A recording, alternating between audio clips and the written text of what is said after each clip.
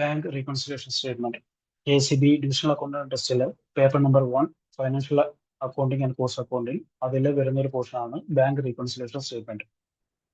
And this would be an experimental video. അപ്പോൾ കുറച്ച് പോരായ്മകൾ എന്തായാലും ഉണ്ടാവും. It's been a while since I have taken an online course.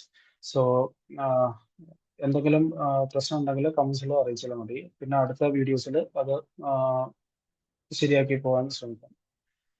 അപ്പോൾ ബാങ്ക് റീകൺസിലേഷൻ സ്റ്റേറ്റ്മെന്റ് ഈ ഒരു ചാപ്റ്റർ പഠിക്കുന്നതിന് മുന്നേ ആയിട്ട് നിങ്ങൾ ഒരു ജേർണൽ പോസ്റ്റ് ചെയ്യാനും ഒരു ലെഡ്ജർ അക്കൗണ്ട് പ്രിപ്പയർ ചെയ്യാനും ഉള്ള ഒരു അറിവ് നിങ്ങൾ നേടിയിട്ടുണ്ടായിരിക്കണം.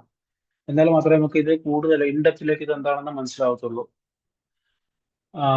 അപ്പോൾ ബാങ്ക് റീകൺസിലേഷൻ സ്റ്റേറ്റ്മെന്റ് നമുക്ക് ഇതിന്റെ വേർഡിങ്സിൽ വെച്ച് തന്നെ പോവാം. ഇതൊരു സ്റ്റേറ്റ്മെന്റ് ആണല്ലോ. അപ്പോൾ നമ്മൾ എയർവേസിൽ വർക്ക് ചെയ്യുന്ന എല്ലാവർക്കും ബാങ്ക് റീകൺസിലേഷൻ സ്റ്റേറ്റ്മെന്റ് എന്താണെന്ന് ഒരിക്കലെങ്കിലും കേൾക്കാനായിട്ട് വന്നിട്ടുണ്ടാവും. അപ്പോൾ ഇത് എന്തിനാണ് പ്രിപ്പയർ ചെയ്യുന്നത്, അല്ലെങ്കിൽ ഇത് ആരാണ് പ്രിപ്പയർ ചെയ്യുന്നത്? ഇത് ഒരു ബിസിനസ് എൻറ്റിറ്റി അവർക്ക് വേണ്ടി അവർ പ്രിപ്പയർ ചെയ്യുന്നതായിരിക്കും. അതായത് ഒരു ഏറെ ഉണ്ടെങ്കിൽ അവർ തന്നെ ആയിരിക്കും അവരുടെ ബാങ്ക് റീകൺസിലേഷൻ സ്റ്റേറ്റ്മെന്റ് ഉണ്ടാക്കുന്നത്. അപ്പോൾ ഇതൊരു പോയിന്റ് ആണ്. അതായത് who would prepare bank reconciliation statement, അതായത് ഒരു ബിസിനസ് എൻറ്റിറ്റി ആണെങ്കിൽ ആ ബിസിനസ് എൻറ്റിറ്റി തന്നെ ആയിരിക്കും ബാങ്ക് റീകൺസിലേഷൻ സ്റ്റേറ്റ്മെന്റ് ഉണ്ടാക്കുന്നത്. അപ്പൊ ഇത് പഠിക്കാനായിട്ട് ഇത് സിമ്പിൾ ആണ്. അതായത് നിങ്ങളിപ്പോ രണ്ട് ബുക്സ് ഉണ്ടെന്ന് നിങ്ങൾ വിചാരിക്കുക. നിങ്ങളൊരു കച്ചവടക്കാരനാണ്, അങ്ങനെ നിങ്ങൾ അസ്യൂം ചെയ്യുക. അതായത് നിങ്ങളൊരു ട്രേഡർ ആണ്. അപ്പോ നിങ്ങൾക്കൊരു ക്യാഷ് ബുക്ക് ഉണ്ട്. ഓക്കെ, അതേപോലെ തന്നെ നിങ്ങൾക്ക് ഒരു പാസ്ബുക്ക് ഉണ്ട്. നിങ്ങൾ ബാങ്കിൽ അക്കൗണ്ട് എടുത്തപ്പോൾ നിങ്ങൾക്ക് ഒരു പാസ്ബുക്ക് ഉണ്ടാവും. അപ്പൊ നിങ്ങൾക്ക് രണ്ട് ബുക്സ് ഉണ്ട്. അപ്പോൾ ഇത്ര ഓക്കെ അല്ലേ? അതായത് ഒരു ബിസിനസ് എൻറ്റിറ്റി ആണ്. ഒരു BRS പ്രിപ്പയർ ചെയ്യുന്ന ആരാണെന്ന് ചോദിച്ചാൽ ആ ബിസിനസ് എൻറ്റിറ്റി തന്നെ ആയിരിക്കും. ഇപ്പൊ നിങ്ങളിപ്പോ ഫോർ എക്സാമ്പിൾ നിങ്ങൾ നെടുമങ്ങാട് ഏരിയ ആണെന്ന് വിചാരിച്ചോ. അപ്പൊ അവിടുത്തെ BRS ആരാണ് പ്രിപ്പയർ ചെയ്യുന്നത്? ആ നെടുമങ്ങാടുള്ള DA ആയിരിക്കും. അപ്പോൾ അതേപോലെ തന്നെയുള്ളൂ. ഒരു ബിസിനസ് എൻറ്റിറ്റി ആണ്, നിങ്ങളൊരു കച്ചവടക്കാരനാണ്. അപ്പോൾ അവിടുത്തെ BRS നിങ്ങൾ തന്നെ ആയിരിക്കും പ്രിപ്പയർ ചെയ്യുന്നത്. പിന്നെ രണ്ട് ബുക്സ് ഉണ്ടെന്ന് ഞാൻ പറഞ്ഞു. ഒന്ന് ക്യാഷ് ബുക്ക്, അടുത്തത് പാസ്ബുക്ക്. അപ്പോ ഇത് എപ്പോഴും ടാലി ആയിട്ട് പോകണം. ഇത് ടാലി ആയിട്ട് പോയില്ല എന്നുണ്ടെങ്കിൽ നമ്മൾ എന്ത് ചെയ്യണം? റീകൺസൈൽ ചെയ്യണം. ഇപ്പോ കുറേ സാഹചര്യങ്ങൾ ഉണ്ടാവാം. എന്തൊക്കെയാണ് ഈ രണ്ട് കാര്യങ്ങൾ തമ്മിൽ ഡിഫറൻസ് വരാനായിട്ട്? ഇപ്പൊ ഞാനൊരു എക്സാമ്പിൾ പറയാം. ഇപ്പോ somebody would have paid you 100 rupees. അതായത് നിങ്ങളൊരു സാധനം വിറ്റു. അപ്പൊ നിങ്ങൾക്ക് എന്ത് ചെയ്തു? അയാൾ നിങ്ങൾക്ക് ഗൂഗിൾ പേയിൽ നിങ്ങൾക്ക് ക്യാഷ് അയച്ചു തന്നു. അപ്പൊ എന്ത് പറ്റും? നിങ്ങളുടെ ബാങ്ക് സ്റ്റേറ്റ്മെന്റിൽ അത് വരും, 100 രൂപ കിട്ടി, അല്ലേ? You have gotten 100 rupees here. അപ്പോ ഇവിടെ 100 രൂപ കയറി, അതായത് പാസ്ബുക്കിൽ കയറി. അപ്പൊ തന്നെ നിങ്ങൾ എന്ത് ചെയ്യും? നിങ്ങളുടെ ബുക്സിൽ, അതായത് നിങ്ങളുടെ ക്യാഷ് ബുക്കിൽ 100 രൂപ എനിക്ക് കിട്ടി എന്ന് പറഞ്ഞിട്ട് എഴുതി വെച്ചു. അപ്പൊ എന്തായി? ഇത് രണ്ടും ടാലിയായി, അല്ലേ? ഇത് രണ്ടും ടാലിയായി, ഒരു പ്രശ്നമില്ല. അപ്പൊ ഇവിടെ റീകൺസിൽ ചെയ്യേണ്ട എന്തെങ്കിലും ആവശ്യമുണ്ടോ? ഒരാവശ്യമില്ല. ഓക്കെ, എല്ലാം കംപ്ലീറ്റ് ആയി. പക്ഷേ ഇൻ മോസ്റ്റ് കേസസ് ഇത് ഒരിക്കലും ഇങ്ങനെ സംഭവിക്കില്ല. അതായത് ചിലപ്പോൾ നിങ്ങൾക്ക് ബാങ്കിൽ കുറച്ച് എമൗണ്ട് കൂടി നിൽക്കും, ഇവിടെ ക്യാഷ് ബുക്കിൽ ഒന്നും ഉണ്ടാവില്ല, അല്ലെങ്കിൽ കുറഞ്ഞു നിൽക്കും, അല്ലെങ്കിൽ വൈസ് വേഴ്സ തിരിഞ്ഞും വരാം. അപ്പൊ ഇങ്ങനെ ഒരു സാഹചര്യങ്ങൾ വന്നു കഴിഞ്ഞാൽ എന്ത് ചെയ്യണം? നമ്മൾ റീകൺസൈൽ ചെയ്യണം. ഈ ക്യാഷ് ബുക്കിനെയും ഈ പാസ്ബുക്കിനെയും വെച്ചിട്ട് നമ്മൾ എന്ത് ചെയ്യും? റീകൺസൈൽ ചെയ്യും. ഫോർ എക്സാമ്പിൾ, ഞാൻ നേരത്തെ പറഞ്ഞ പോലെ 100 rupees നിങ്ങൾക്ക് കിട്ടി. അപ്പോൾ എന്ത് ചെയ്തു? നിങ്ങൾ ഇവിടെ പാസ്ബുക്കിൽ അത് നിങ്ങളുടെ വന്നു, അല്ലെ? അപ്പൊ നിങ്ങൾ ഇത് എഴുതിയില്ല, അതായത് എന്ത് ചെയ്തില്ല? നിങ്ങൾ ക്യാഷ് ബുക്ക് ഒന്നും എഴുതിയില്ല. അപ്പൊ എന്ത് പറ്റും? അവിടെ ആ ഒരു പ്രശ്നം വന്നു, അല്ലെ? ഇപ്പോ ഒരു ഒരു കാര്യം അസ്യൂം ചെയ്യുക. നിങ്ങൾക്ക് ഒരു ക്രെഡിറ്റർ ഉണ്ടായിരുന്നു. അയാൾ നിങ്ങൾക്ക് ഒരു രാത്രിയായിട്ട് മറ്റോ ആണ് പൈസ അയച്ചു തന്നു, ഒരു 1000 രൂപ നിങ്ങൾക്ക് അയച്ചു തന്നു. അപ്പൊ നിങ്ങളത് അറിഞ്ഞതേ ഇല്ല. അപ്പൊ നിങ്ങളുടെ പാസ്ബുക്കിൽ എന്തായിരിക്കും? ഒരു 1000 രൂപ കൂടി കിടക്കും, അല്ലെ? പക്ഷേ ക്യാഷ് ബുക്കിൽ അത് വന്നോ? ഇല്ല, നിങ്ങൾ അറിഞ്ഞത് പോലും ഇല്ല, അല്ലെ? അപ്പൊ അവിടെ കുറഞ്ഞു കിടക്കുന്നു. അപ്പൊ എന്ത് ചെയ്യും? നമ്മൾ ആ പാസ്ബുക്കിൽ ആ 1000 രൂപയും കൂടെ ആഡ് ചെയ്യും. അപ്പൊ എന്തായി? അവിടെ ടാലി ആയി, ആ പ്രശ്നം തീർന്നു. അപ്പോ ഈ ബാങ്ക് റീകൺസിലേഷൻ സ്റ്റേറ്റ്മെന്റിൽ നമ്മൾ ഓരോ കാര്യങ്ങൾ പഠിച്ചു വെക്കണം. അപ്പൊ ബാങ്ക് എന്താണെന്ന്, അതായത് ബാങ്ക് എന്താണെന്നല്ല, ബാങ്കിന്റെ അക്കൗണ്ട്സ് എന്താണെന്ന്. ഇപ്പൊ നിങ്ങൾക്ക് കുറേ അക്കൗണ്ട്സ് പ്രിപ്പയർ ചെയ്യും. അതായത് നിങ്ങൾക്ക് ഒരു ഡെറ്റർ അക്കൗണ്ട് ഉണ്ടാവാം, ക്രെഡിറ്റർ അക്കൗണ്ട് ഉണ്ടാവാം, അങ്ങനെ ഒരുപാട് അക്കൗണ്ട്സ് ഉണ്ട്. അങ്ങനെ അതായത് ലെഡ്ജർ അക്കൗണ്ട്സ് ഉണ്ട്. അതേപോലെ തന്നെ ബാങ്കും ബിസിനസ് അല്ല ചെയ്യുന്നത്. അപ്പോ they would also prepare their own accounts. അതായത് അവരുടെ ബുക്സ് ഓഫ് അക്കൗണ്ട്സിൽ അവരും എന്ത് ചെയ്യും, ഇതേപോലെ കുറെ അക്കൗണ്ട്സ് പ്രിപ്പയർ ചെയ്യും. സപ്പോസ് നിങ്ങളുള്ള ഒരാള് പോയിട്ട് ബാങ്കിൽ പോയിട്ട് ഒരു അക്കൗണ്ട് എടുത്തു. അപ്പൊ എന്ത് പറ്റും, അവർ അവിടെ ഒരു ലെഡ്ജർ ഓപ്പൺ ചെയ്യും. അതായത് ഫോർ എക്സാമ്പിൾ, രാഹുൽ എന്നൊരാൾ പോയിട്ട് ഒരു ബാങ്കിൽ SBI അക്കൗണ്ട് എടുത്തു. അപ്പം എന്ത് ചെയ്യും, SBI ഇമ്മീഡിയറ്റ്ലി അവര് എന്ത് ചെയ്യും, അവര് രാഹുൽ അക്കൗണ്ട് എന്ന് പറഞ്ഞിട്ട് ഒരു ledger account they would create. അതേപോലെ തന്നെ നിങ്ങൾക്കും അങ്ങനെ ക്രിയേറ്റ് ചെയ്യാം. ഇപ്പൊ ഈ സെയിം രാഹുൽ നിങ്ങളുടെ ഒരു ഡെറ്റർ ആയി. അപ്പോൾ എന്ത് ചെയ്യും, നിങ്ങൾ അവിടെ ഒരു രാഹുൽ അക്കൗണ്ട് എന്ന് പറഞ്ഞിട്ട് ഒരു ഡെറ്റർ അക്കൗണ്ട് നിങ്ങൾ ക്രിയേറ്റ് ചെയ്യും. അതേപോലെ തന്നെയാണ്, സെയിം കാര്യം തന്നെയാണ് ബാങ്കും ചെയ്യുന്നത്. ഇപ്പോ സപ്പോസ് നിങ്ങൾ ഇപ്പം ഒരു ബാങ്കിൽ കൊണ്ടുപോയിട്ട് ഒരു പൈസ ഇട്ടു എന്ന് വിചാരിക്കുക, ഒരു ഡെപ്പോസിറ്റ് ചെയ്തു, you have made A deposit. അപ്പോ അവിടെ എന്ത് പറ്റും, നിങ്ങളുടെ സാഹചര്യത്തിൽ നിങ്ങളുടെ സൈഡിൽ നിന്ന് പെർവ്യൂവിൽ നിന്ന് നോക്കുകയാണെങ്കിൽ നിങ്ങൾക്ക് അതൊരു അസറ്റ് ആണ്, അല്ലേ? അതെന്തുകൊണ്ടാണ്, നിങ്ങൾ ക്യാഷ് കൊണ്ടിട്ടു, അവിടെ അസറ്റ് ആയി. പക്ഷെ ബാങ്കിനെ സംബന്ധിച്ച് എന്താണത്, അതൊരു ലയബിലിറ്റി ആണ്. അതായത് ദേ ഓ, അതായത് നിങ്ങൾക്ക് തരാൻ അവർ ബാധ്യസ്ഥരാണ്. അപ്പൊ അവരെന്ത് ചെയ്യും, അവരത് ലയബിലിറ്റി സൈഡിൽ എഴുതും. നമുക്ക് അക്കൗണ്ട്സ് പഠിക്കുമ്പോൾ നമുക്കൊരു കൺഫ്യൂഷൻ വരാറുണ്ട്. ബാങ്കിൽ ക്രെഡിറ്റ് ആയി എന്ന് പറയുന്നു. സാധാരണ നമ്മൾ ഡെബിറ്റ് ആവുമ്പോഴല്ലേ നമുക്ക് നമ്മുടെ കയ്യിൽ പൈസ വന്നു എന്ന് പറയുന്നത്. അതായത് നമുക്ക് ഒരു കച്ചവടം നടത്തിയിട്ട് ഒരു 100 രൂപ കിട്ടി. അപ്പൊ നമ്മൾ എന്ത് ചെയ്യും, അത് ഡെബിറ്റ് ചെയ്തു. പക്ഷെ ബാങ്കില് പൈസ വരുമ്പോൾ അത് ക്രെഡിറ്റ് ചെയ്തു എന്ന് പറയും. കാരണം എന്താ, ബാങ്കിന്റെ പോയിന്റ് ഓഫ് വ്യൂവില് ബാങ്ക് അത് നിങ്ങൾക്ക് തരാൻ, അതായത് they are oblige to give you. അതായത് നിങ്ങളുടെ ഡെബിറ്റ് എന്ന് പറയുന്നത് അവരുടെ ക്രെഡിറ്റ് ആണ്. അവരുടെ ക്രെഡിറ്റ് ആയതുകൊണ്ടാണ് അത് ക്രെഡിറ്റ് സൈഡിലേക്ക് വരുന്നത്. അപ്പൊ നിങ്ങൾക്ക് കിട്ടുന്ന ഓരോ പാസ്ബുക്കും അത് ബാങ്ക് ക്രിയേറ്റ് ചെയ്യുന്ന ഓരോ ലെഡ്ജർ ആണ്. മനസ്സിലായല്ലോ?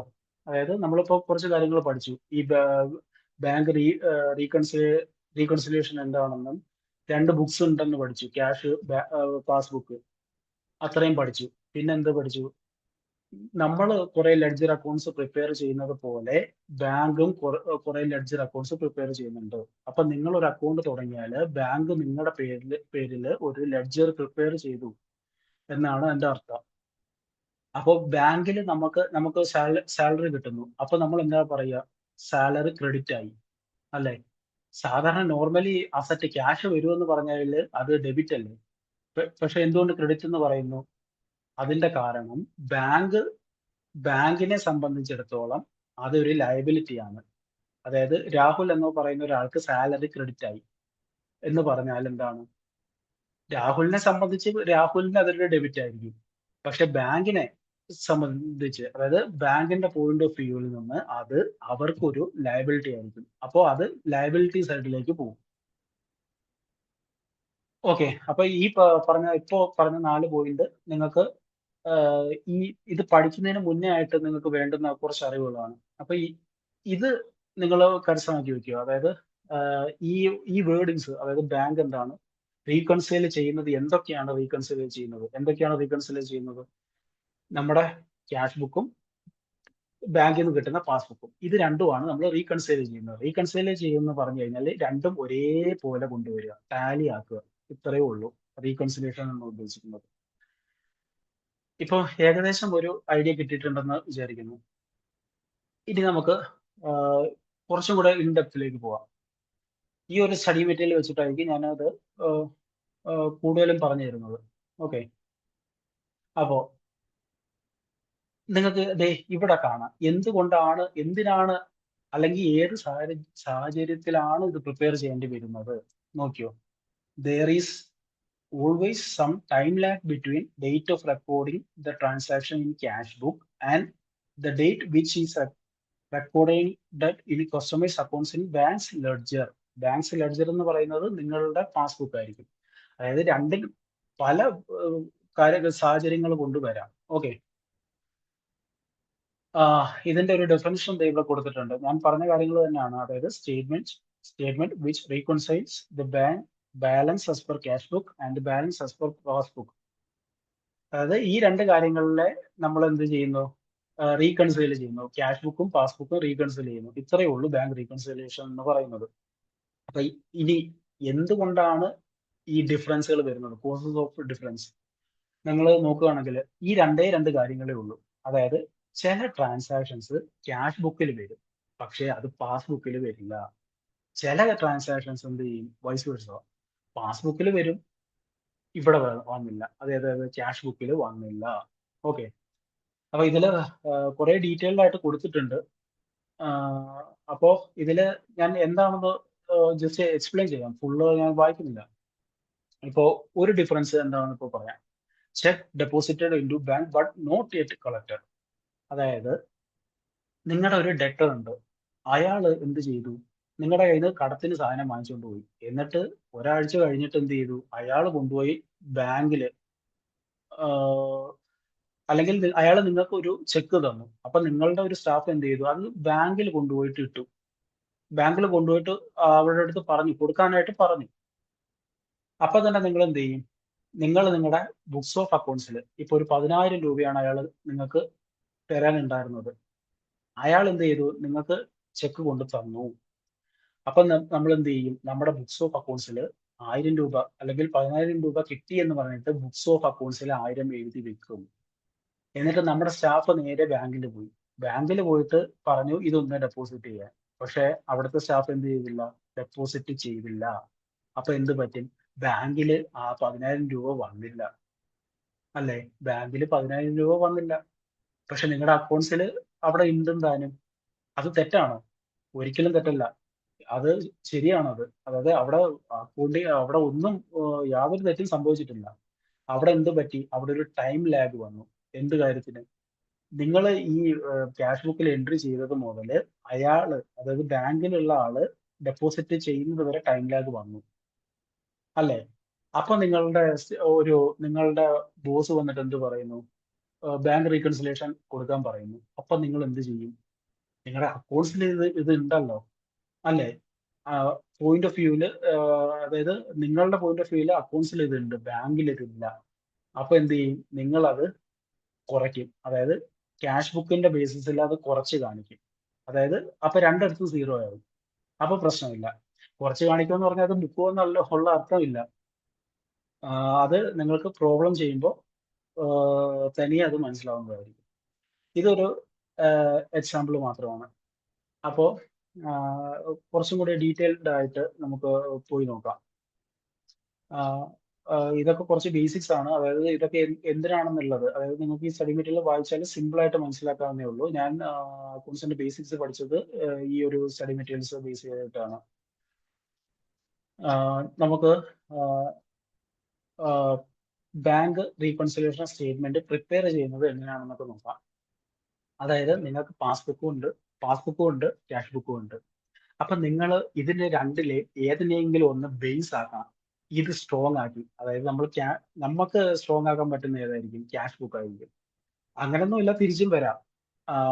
നമ്മൾ നോർമലി, അതായത് നമ്മൾ KCB ഏതാണ് ബേസ് എന്ന് ചോദിച്ചു കഴിഞ്ഞാൽ നമ്മുടെ ARUവിന്റെ ഫോംസ് ആയിരിക്കും ബേസ്, ബാങ്ക് അല്ല ബേസ്. അതുകൊണ്ട് നമ്മൾ അങ്ങനെ പഠിച്ചാൽ മതി. ഇപ്പൊ തൽക്കാലം അങ്ങനെ പഠിച്ചാൽ മതി. അതായത് നിങ്ങൾക്ക് ക്യാഷ് ബുക്കിൽ ഒരു 1000 രൂപ ഉണ്ട്, ബാങ്കിൽ 1000 രൂപ ഇല്ലെങ്കിൽ അതിനെ കുറയ്ക്കുന്നു. ഇനി ബാങ്കിൽ 1000 രൂപയുണ്ട്, ക്യാഷ് ബുക്കിൽ 1000 രൂപ ഇല്ലെങ്കിൽ അതിനെ ആഡ് ചെയ്യുന്നു. ഇത്രയേ ഉള്ളൂ. അതായത് റീകൺസിലേഷൻ ചെയ്യുന്ന പറഞ്ഞാൽ ആഡ് ചെയ്യുന്നു, സബ്ട്രാക്ട് ചെയ്യുന്നു. ഈ രണ്ട് കാര്യങ്ങൾ മാത്രമേ റീകൺസിലേഷനിൽ ഉള്ളൂ. അപ്പൊ നമ്മൾ എന്ത് വേണം? ഒരെണ്ണത്തിനെ ബേസ് ആക്കും. അതായത് എന്താണ്? നമ്മുടെ ക്യാഷ് ബുക്കിനെ ബേസ് ആക്കുന്നു. അത് എപ്പോഴും ബേസ് ആണെന്ന് നിങ്ങൾ വിചാരിച്ചോ. ഓക്കെ. നമുക്ക് പ്രിപ്പറേഷനിലെ ഒരു പ്രോബ്ലം നമുക്കൊന്ന് അനലൈസ് ചെയ്ത് നോക്കാം. ഓക്കെ. ഞാനൊരു പ്രോബ്ലം ഞാൻ സെലക്ട് ചെയ്ത് വെച്ചിട്ടുണ്ട്.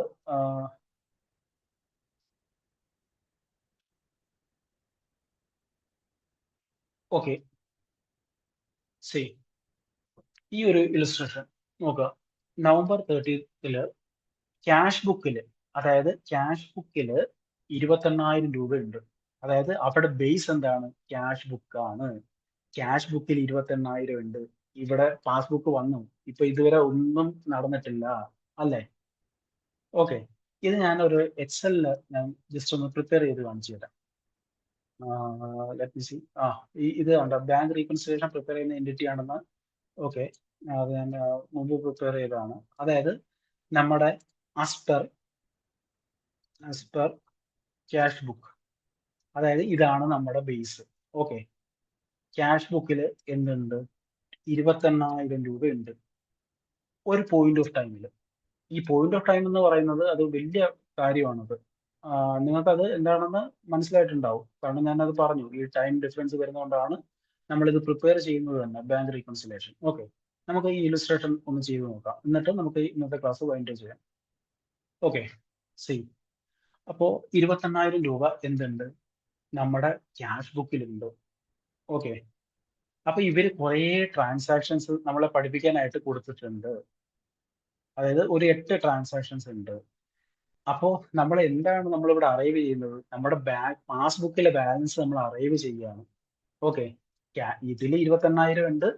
നമ്മൾ അറൈവ് ചെയ്തിട്ട് മറ്റേ ബാലൻസ്, പാസ്ബുക്കിൽ എത്ര ബാലൻസ് ഉണ്ട് എന്ന് നമ്മൾ കണ്ടുപിടിക്കുകയാണ്. അതായത് റീകൺസൈൽ ചെയ്യുവാണ്. അല്ലാതെ നമ്മൾ ഇവിടെ കള്ളക്കണക്ക് എഴുതുന്നു എന്നോ യാതൊരു അർത്ഥവും ഇല്ല. നമ്മൾ ശരിയായിട്ടുള്ള കാര്യങ്ങൾ തന്നെയാണ് ചെയ്യുന്നത്. ഓക്കെ. ഓക്കെ. അപ്പോ 28,000 രൂപ നമ്മുടെ ക്യാഷ് ബുക്കിലുണ്ട്. അപ്പോ എന്ത് പറ്റി? Cheque deposited but not collected by November 30. അതായത് ചെക്ക് ഞാൻ കൊണ്ട് ഡെപ്പോസിറ്റ് ചെയ്തു. ഞാൻ നേരത്തെ പറഞ്ഞ എക്സാമ്പിൾ. അതായത് എന്ത് ചെയ്തു? നിങ്ങൾ കച്ചവടക്കാരനാണ്. നിങ്ങളുടെ ഒരു കടക്കാരൻ നിങ്ങൾക്ക് 20,000 രൂപയുടെ ചെക്ക് കൊണ്ട് തന്നു. നിങ്ങൾ അത് നിങ്ങളുടെ സ്റ്റാഫിനോട് പറഞ്ഞു കൊണ്ടുപോയി ഒന്ന് ബാങ്കിൽ ഡെപ്പോസിറ്റ് ചെയ്യുക. സ്റ്റാഫ് ബാങ്കിൽ പോയി ഡെപ്പോസിറ്റ് ചെയ്യാൻ പറയുകയും ചെയ്തു. നിങ്ങൾ ആ സമയം കൊണ്ട് നിങ്ങളുടെ അക്കൗണ്ട്സിൽ ഈ 20,000 രൂപ ആഡ് ചെയ്തു. പക്ഷെ അപ്പുറത്ത് ബാങ്കിൽ എന്ത് സംഭവിച്ചു? അവിടെ അയാള് ചെയ്തില്ല. അതായത് അയാള് ബാങ്കിൽ ഡെപ്പോസിറ്റ് ചെയ്തില്ല. അയാള് പിന്നെ ചെയ്യാന്ന് വിചാരിച്ചിട്ടുണ്ടാവും. അപ്പൊ അവിടെ എന്ത് പറ്റി? അവിടെ ഒരു ഡിഫറൻസ് വന്നു. അപ്പൊ എന്താണ് അവിടെ സംഭവിച്ചത്? നമ്മുടെ ക്യാഷ് ബുക്കിൽ 20,000 രൂപ കയറി, ഇവിടെ അത് വന്നിട്ടില്ല. ഇവിടെ അതായത് പാസ്ബുക്കിൽ വന്നിട്ടില്ല. അപ്പൊ എന്ത് ചെയ്യണം? നമ്മൾ അത് നേരെ കുറയ്ക്കണം. അപ്പൊ 0 ആയി. അപ്പൊ അവിടെ ടാലി ആയി എന്നാണ് അതിന്റെ അർത്ഥം. ഓക്കെ. അപ്പൊ ഞാൻ എന്ത് ചെയ്തു? ഇവിടെ മൈനസ് ചെയ്തു. മൈനസ് 20,000. അതായത് ഈ ക്യാഷിന്റെ ഈ ബാലൻസിൽ നിന്ന് ഞാനിത് കുറച്ചു. മനസ്സിലായല്ലോ? കുറച്ചു. ഇനി രണ്ടാമത്തെ കാര്യം, interest on investment collected by bank as per standing instruction appearing in the passbook only. 2,000 രൂപ നിങ്ങൾക്ക് എവിടുന്നോ, അല്ലെങ്കിൽ നിങ്ങൾ ഒരു FD ഇട്ടു, അതിൽ നിന്ന് നിങ്ങൾക്ക് 2,000 രൂപ കിട്ടി. ആ കിട്ടിയ കാര്യം നിങ്ങൾ അറിഞ്ഞില്ല, ബാങ്കിൽ ക്രെഡിറ്റ് ആയി. അപ്പൊ എന്ത് പറ്റി? ബാങ്കില് പാസ്ബുക്കിൽ 2,000 രൂപ കയറി. അപ്പൊ നിങ്ങൾ അറിഞ്ഞോ ഇത്? ഇല്ല, നിങ്ങൾ അറിഞ്ഞില്ല. പാസ്ബുക്കിൽ താഴെ കിടക്കുക. അപ്പൊ നിങ്ങൾ എന്ത് ചെയ്യും? ഈ താഴെ കിടക്കുന്നതുകൊണ്ട് ഇതിന്റെ കൂടെ കൊണ്ടുവന്നാലല്ലേ ടാലി ആവും. അപ്പൊ നിങ്ങൾ എന്ത് ചെയ്യും? അപ്പോ നിങ്ങൾ ഈ 2,000 രൂപ ആഡ് ചെയ്തു. അപ്പൊ എന്തായി? രണ്ടും ടാലി ആയി. അപ്പൊ നിങ്ങൾ എന്ത് ചെയ്യണം? ഇവിടെ 2,000 രൂപ ആഡ് ചെയ്തു. മനസ്സിലായല്ലോ എങ്ങനെയാണ് ഇത് കുറച്ചതും കൂട്ടിയതെന്നും ഒക്കെ ഉള്ളത്? അത് നിങ്ങൾക്ക് ഇവിടെ നോക്കിയാൽ മനസ്സിലാവുന്ന കേസ് തന്നെയാണ്. ഇവിടെ കുറച്ചു, ഇവിടെ കൂട്ടി. ഇത് രണ്ടും അപ്പുറത്തും ഇപ്പുറത്തും എഴുതിയെന്നേ ഉള്ളൂ. ഞാൻ എക്സലിൽ കാണിക്കുന്നു. ഓക്കെ. അടുത്തത്, cheque for a total amount of 80,000 were issued during the month of November. അതായത് നിങ്ങൾ ചെക്ക് കൊടുത്തു. അതായത് നിങ്ങളുടെ AROയിൽ ഒരു കോൺട്രാക്ടർ വന്നു. അയാൾക്ക് നിങ്ങൾ എന്ത് ചെയ്തു? 80,000 രൂപയുടെ ചെക്ക് കൊടുത്തു. അല്ലെങ്കിൽ ഒരാളല്ല, ഒരു 2-3 പേര് ഉണ്ടാകുന്ന വിചാരിച്ചു. അപ്പൊ 80,000 രൂപയുടെ ചെക്കുകൾ നിങ്ങൾ കൊടുത്തു. അപ്പൊ അതില് എന്ത് പറ്റി? 65,000 രൂപ മാത്രമേ കൊണ്ടുപോയി പ്രസന്റ് ചെയ്തുള്ളൂ. അതായത് ഇപ്പൊ 2 കോൺട്രാക്ടർ വന്നു. ഒരാൾക്ക് 15,000 രൂപയുണ്ട്, ഒരാൾക്ക് 65,000 രൂപയുണ്ട്. 65,000 രൂപയുടെ ആൾക്കാര് അപ്പോഴേ ബാങ്കിൽ കൊണ്ടുപോയി പൈസ മാറ്റി. 15,000 രൂപയുടെ ആളെന്ത് വിചാരിച്ചു? പിന്നെ ചെയ്യാമെന്ന് വിചാരിച്ചു. പക്ഷെ നിങ്ങളുടെ AROയിൽ എന്ത് ചെയ്തു? ചെക്ക് 80,000 രൂപ ഇഷ്യൂ ചെയ്തു. അതായത് നിങ്ങൾക്ക് അക്കൗണ്ട്സിൽ 80,000 രൂപ എന്താണ്? അവിടെ ഒരു പ്രോഫിറ്റ് ആണെന്ന് വിചാരിക്കുക. അപ്പൊ അത് കുറഞ്ഞു നിൽക്കുകയാണ്, അല്ലെ? കുറഞ്ഞു നിൽക്കുകയാണ്. അപ്പൊ നിങ്ങൾ എന്ത് ചെയ്യണം? ആസ് പെർ പാസ്ബുക്കിൽ കൂടി നിൽക്കുന്നു, ഇവിടെ കുറഞ്ഞു നിൽക്കുന്നു. 15,000 രൂപ മാത്രമേ ഉള്ളൂ. 80,000 മൈനസ് 65,000 15,000. അപ്പൊ നിങ്ങൾ എന്ത് ചെയ്യണം? ഇവിടെ ഇവിടെ കുറഞ്ഞു നിൽക്കുകയല്ലേ, അപ്പൊ അതിനെ ജസ്റ്റ് വെറുതെ ആഡ് ചെയ്താൽ മതി. ഫോർ എക്സാമ്പിൾ ഇവിടെ കാണിക്കുന്ന പോലെ, അതായത് ആഡ് ചെയ്തു, അതിനെ എക്സൽ തന്നെ ചെയ്യാം. അതായത് 15,000 നിങ്ങൾ എന്ത് ചെയ്തു? ആഡ് ചെയ്തു. ഇവിടെ 65 യാതൊരു പ്രാധാന്യമില്ല. കാരണം 80യുടെ ചെക്ക് നിങ്ങൾ കൊടുത്തു, 65,000 രൂപ പ്രസന്റ് ചെയ്തു, പക്ഷെ 15,000 രൂപ പ്രസന്റ് ചെയ്തില്ല. ഈ ചെക്ക് ഇഷ്യൂ ചെയ്തു എന്ന് പറഞ്ഞാൽ എന്താ അർത്ഥം? നിങ്ങളുടെ കയ്യിൽ നിന്ന് ക്യാഷ് പോയി, അതായത് നിങ്ങളുടെ ക്യാഷേ കുറഞ്ഞിരിക്കുകയാണ്, അല്ലേ? അപ്പൊ കുറഞ്ഞിരിക്കുക, പക്ഷെ പാസ്ബുക്കിൽ അവിടെ കൂടിയിരിക്കുക. അതായത് ബാങ്കിൽ നിന്ന് നിങ്ങളുടെ ബാങ്കിൽ ആ പൈസ കിടപ്പുണ്ട്, അത് മറ്റേയാൾ വന്ന് ചെക്ക് മാറിയാലേ അത് കുറഞ്ഞ് ഈക്വൽ ആയിട്ട് നിൽക്കത്തുള്ളൂ. അപ്പൊ എന്ത് ചെയ്തു? ഇവിടെ ഈ പോയിന്റ് ഓഫ് ടൈമിൽ നിങ്ങൾ ടാലി ആക്കാൻ വേണ്ടി നിങ്ങൾ എന്ത് ചെയ്തു? ഇവിടെ ഉള്ളതിനെ നിങ്ങൾ ഇങ്ങനെ ആഡ് ചെയ്തു. അതായത് നിങ്ങൾ ഇല്ലാത്ത പൈസ ആഡ് ചെയ്തു എന്നല്ല, ഇത് നമ്മൾ റീകൺസൈൽ ചെയ്യുന്നത് മാത്രമേ ഉള്ളൂ. ഇതൊരു ഫൈനാൻഷ്യൽ സ്റ്റേറ്റ്മെന്റ് ആണെന്നൊന്നും വിചാരിച്ച് ഇരിക്കരുത്. അതായത് ഈ 15,000 രൂപ എന്ത് ചെയ്തു? നമ്മൾ ആഡ് ചെയ്ത് വെച്ചു. ഓക്കെ, അപ്പൊ 3 പോയിന്റ് നമ്മൾ പഠിച്ചു. ഇനി 4-മത്തത്, bank has made a direct payment of 1,000 towards insurance premium. അതായത് നിങ്ങൾക്ക് സ്റ്റാൻഡിങ് ഇൻസ്ട്രക്ഷൻ ഉള്ള കാരണം നിങ്ങളുടെ ഇൻഷുറൻസ് പ്രീമിയം ബാങ്ക് അടച്ചു. ഇപ്പൊ ബാങ്കിൽ ഒരു 1,00,000 രൂപ ഉണ്ടെന്ന് വിചാരിച്ചാൽ അതിൽ നിന്ന് 1,000 രൂപ ബാങ്ക് അടച്ചു, പക്ഷെ നിങ്ങളുടെ അക്കൗണ്ട്സിൽ അപ്പോഴും ആ 1,00,000 രൂപ ഉണ്ടായിരിക്കും. അതായത് എന്താണ്? അക്കൗണ്ട്സിൽ എമൗണ്ട് കൂടിയും കിടക്കുന്നു, ബാങ്കിൽ കുറഞ്ഞും കിടക്കുന്നു, അല്ലേ? അപ്പൊ നിങ്ങൾ എന്ത് ചെയ്തു? നിങ്ങളുടെ ബേസ് എന്താണ്? എപ്പോഴും നിങ്ങളുടെ ഇവിടെ ക്യാഷ് ബുക്ക് ആണ്. അപ്പൊ നമ്മൾ എന്ത് ചെയ്തു? ഇതിനെയും കുറച്ച് വെക്കും, അല്ലെ? എന്നാലല്ലേ രണ്ടും കൂടെ ടാലി ആവും. ഇത് എപ്പോഴും സ്റ്റേബിൾ ആയിരിക്കും. അതായത് നമ്മുടെ ഈ പാസ്ബുക്ക് എന്ന് പറയുന്ന സാധനം എപ്പോഴും സ്റ്റേബിൾ ആയിട്ട് ഉള്ളതായിരിക്കും. ഓക്കെ, ഇതിനെ അങ്ങോട്ടും ഇങ്ങോട്ടും അതായത് പാസ്ബുക്കിനെ നമ്മൾ അങ്ങോട്ടും ഇങ്ങോട്ടും മാറ്റത്തില്ല. പാസ്ബുക്ക് എവിടാണോ അത് അവിടെ തന്നെ ഇരിക്കും. ഈ പറയുന്ന ക്യാഷ് ബുക്ക് ആണ് ബേസ്, അതിനെയാണ് നമ്മൾ മാറ്റിക്കൊണ്ടേയിരിക്കുന്നത്. നിങ്ങൾ രണ്ട് കൈ വെച്ച് കഴിഞ്ഞാൽ നിങ്ങൾക്കത് ഈസി ആയിട്ട് മനസ്സിലാക്കാവുന്നേ ഉള്ളൂ. നിങ്ങൾ ഈ ഒറ്റ പ്രോബ്ലം, അതായത് നിങ്ങൾ ജസ്റ്റ് ഒരു സ്ക്രീൻഷോട്ട് എടുത്ത് വെക്കുക, എന്നിട്ട് ഈ ഒരു ആൻസറും വേണമെങ്കിൽ സ്ക്രീൻഷോട്ട് എടുത്ത് വെക്കുക.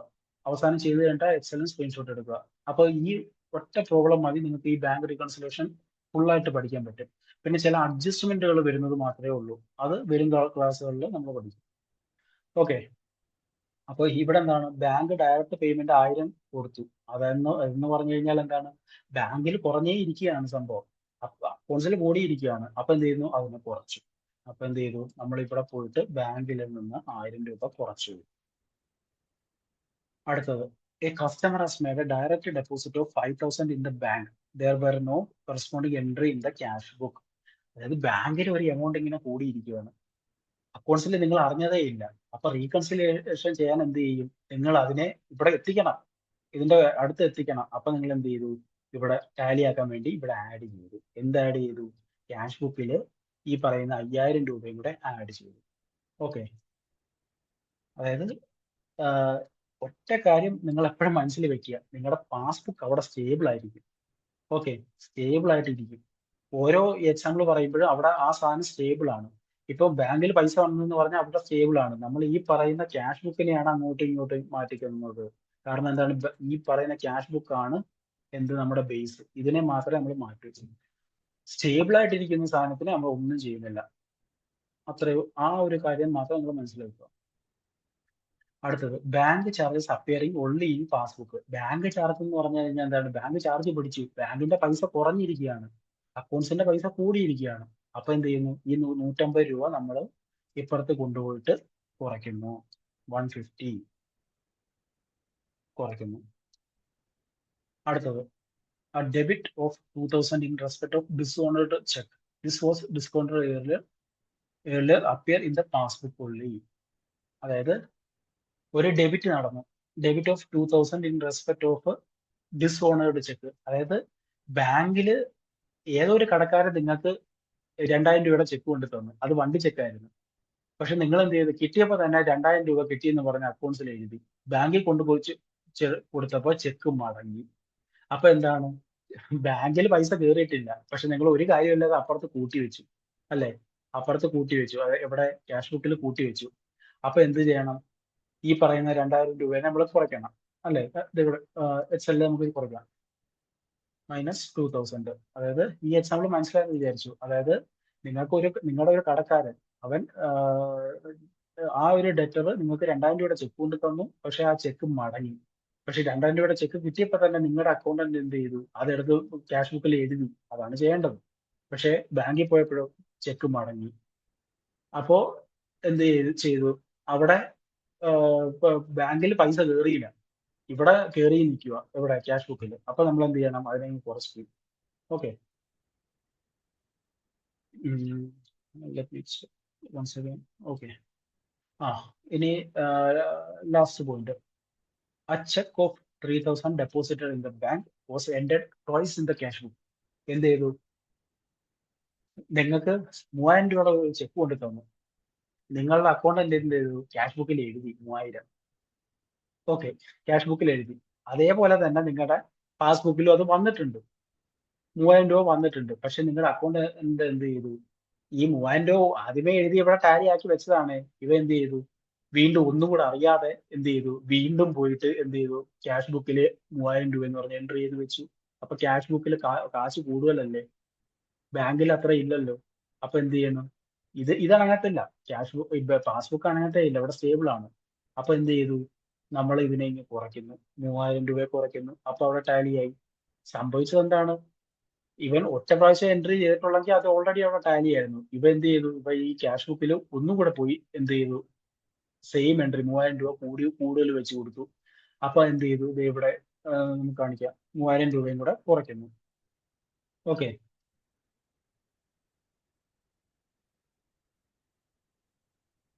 അപ്പോ നമ്മൾ ഇത്രയും ചെയ്ത് വെച്ചിട്ട്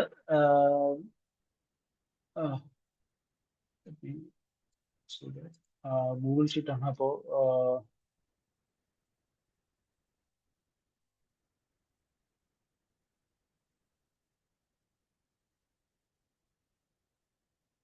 okay, you can check here. അതായത് ഇവിടെ താഴെയുണ്ട് 23,850. അതായത് 23,850 റുപ്പീസ് ആണ് നിങ്ങളുടെ ബാലൻസ് ആസ് പെർ എന്ത് പാസ്ബുക്ക്. അതായത് balance as per passbook. Okay, ഈ ഒരൊറ്റ കാര്യമായിരിക്കും നിങ്ങൾക്ക് ബാലൻസിൽ വരുന്നത്. ഓക്കെ, 23,850. നമുക്ക് ഏകദേശം മനസ്സിലായിട്ടുണ്ടെന്ന് ഞാൻ വിചാരിക്കുന്നു. അതായത് നമ്മൾ ഇവിടെ എന്താ ചെയ്തത്? ക്യാഷ് ബുക്കിൽ 28,000 രൂപ ഉണ്ടായിരുന്നു. പക്ഷെ ഏതോ ഒരു പോയിന്റ് ഓഫ് ടൈമിൽ ക്യാഷ് ബുക്കിൽ 28,000 രൂപയുണ്ട്. പക്ഷെ പാസ്ബുക്കിൽ അത്ര എമൗണ്ട് ഉണ്ടോ? ഇല്ല. പാസ്ബുക്കിലെ ബാലൻസ് 23,850 രൂപയേ ഉള്ളൂ. അത് വേണം നിങ്ങൾക്ക് മനസ്സിലാക്കാൻ. ഇതാണ് ബാങ്ക് റീകൺസിലേഷൻ സ്റ്റേറ്റ്മെന്റ്. ഒരു പ്രോബ്ലം വെച്ചിട്ട് നമ്മൾ ഇന്ന് പഠിച്ചു. അപ്പൊ എന്തെങ്കിലും ഡൗട്ട് ഉണ്ട് എന്നുണ്ടെങ്കിൽ നിങ്ങൾ എന്ത് ചെയ്യുക? കമന്റ് ബോക്സിൽ പറഞ്ഞാലും മതി. വീണ്ടും വേണമെങ്കിൽ ഈ പ്രോബ്ലം തന്നെ വീണ്ടും എക്സ്പ്ലെയിൻ ചെയ്യാം. ഇനി അടുത്തത് നമുക്ക് എക്സാമിന് ചോദിക്കുന്നത് ഇതേപോലെ സിമ്പിൾ ആവണം എന്ന് തന്നെ ഇല്ല, but almost it would be like this. ഇനി നമുക്ക് നാളത്തെ ക്ലാസ്സുകളിൽ നമുക്ക് എന്ത് പഠിക്കാനുണ്ട്? Preparation of bank reconciliation statement when there is overdraft. How do you do that? അതായത് നമ്മളിപ്പോ ഒരു നോർമൽ കേസാണ് പഠിച്ചത്. We have already seen that. ഇനി നമുക്ക് ഇനി എന്താണ് നമുക്ക് നേരത്തെ പറഞ്ഞ പോലെ ഓവർ ഡ്രാഫ്റ്റ് ഉള്ളപ്പോൾ എന്താണ് ചെയ്യാനുള്ളത് എന്നൊക്കെ രീതിയിലുള്ളതാണ് പഠിക്കാനുള്ളത്. അപ്പൊ നമുക്ക് സമം, അതായത് ഈ ഒരു സമ്മറി നിങ്ങൾ സ്ക്രീൻഷോട്ട് എടുത്ത് വെക്കുക. കാരണം ഇത് നിങ്ങൾക്ക് നല്ല രീതിയിൽ യൂസ്ഫുൾ ആവും. ഇത് ഒരു +1 കൊമേഴ്സ് സ്റ്റുഡന്റ് പഠിക്കുന്ന രീതിയിലാണ് ഈ ഒരു മെറ്റീരിയൽ പ്രിപ്പയർ ചെയ്തിരിക്കുന്നത്. ഓക്കെ, അപ്പോൾ ഈ ഒരു സമ്മറി നിങ്ങൾ വായിച്ചു നോക്കുക. അപ്പോൾ നിങ്ങൾക്ക് മനസ്സിലാവും. ഓക്കെ, അപ്പോൾ നിങ്ങൾ ബേസിൽ നിങ്ങളുടെ മനസ്സിൽ എപ്പോഴും ഒരു ക്വസ്റ്റ്യൻ കിട്ടിക്കഴിഞ്ഞാൽ എന്ത് വേണം? You should imagine. അതായത് there is a passbook and there is a cash book. അപ്പൊ ഈ രണ്ട് സാധനം എന്ത് ആവണം? ടാലി ആവണം, ഈക്വൽ ആവണം. It should be equal. In most of the cases it won't be. So we should reconcile these. അപ്പോൾ നമ്മൾ ഇങ്ങനെ റീകൺസൈൽ ചെയ്യുമ്പോൾ എന്തായിരിക്കും? ഒന്ന് സ്റ്റേബിൾ ആയിട്ടിരിക്കും, അല്ലെ? പാസ്ബുക്ക് ആയിരിക്കും നമുക്ക് എപ്പോഴും സ്റ്റേബിൾ. നമുക്ക് ബേസ് എന്താണ്? നമ്മുടെ അക്കൗണ്ട്സ്, ARUവിന്റെ അക്കൗണ്ട്സ് ആയിരിക്കും ബേസ്. അതായിരിക്കും അങ്ങോട്ടും ഇങ്ങോട്ടും നമ്മൾ അഡ്ജസ്റ്റ് ചെയ്യേണ്ടത്. ഓക്കെ, അപ്പോൾ ഈ ബാങ്ക് റീകൺസിലേഷനിൽ നമുക്കൊരു പ്രോബ്ലം വന്നാൽ നമുക്ക് എങ്ങനെ അറ്റംപ്റ്റ് ചെയ്യാമെന്ന് നമ്മൾ മനസ്സിലാക്കിയിട്ടുണ്ട്. ഇനിയിപ്പോൾ ഇതിന്റെ കുറച്ച് ഇനി ഇത് തന്നെ ഉള്ളൂ. ഇനി കുറച്ച് ഇത് ചെറിയ കാര്യങ്ങൾ മാത്രമേ നമുക്ക് ഈ ഓവർ ഡ്രാഫ്റ്റിന്റെ കാര്യത്തിലൊക്കെ പഠിക്കാനായിട്ടുള്ളൂ. അപ്പൊ ഈ ഒരു സ്റ്റഡി മെറ്റീരിയൽ തന്നെ നിങ്ങൾ വായിച്ചു കഴിഞ്ഞാൽ ഈ ചാപ്റ്ററിൽ നിന്ന് നിങ്ങൾക്ക് ഫുൾ മാർക്കും സ്കോർ ചെയ്യാൻ പറ്റും. റെസ്റ്റ് അഷ്യൂർഡ്, അത് ഉറപ്പ് തന്നെയാണ്. ഓക്കെ, അപ്പോ സം ഓഫ് ടുഡേ. ഇനി അടുത്ത ക്ലാസ്സിൽ ഇതിന്റെ ബാലൻസ് കൂടെ ചേർത്തിട്ട് നമ്മൾ ഈ റീകൺസിലേഷൻ, ബാങ്ക് റീകൺസിലേഷൻ നമ്മൾ ഫുള്ള് ക്ലോസ് ചെയ്യുന്നതായിരിക്കും. അത് കഴിഞ്ഞിട്ട് ഇനി ഫൈനൽ അക്കൗണ്ട്സിലെ ക്ലാസ്സുകളായിരിക്കും കൂടുതൽ ഇടുന്നത്.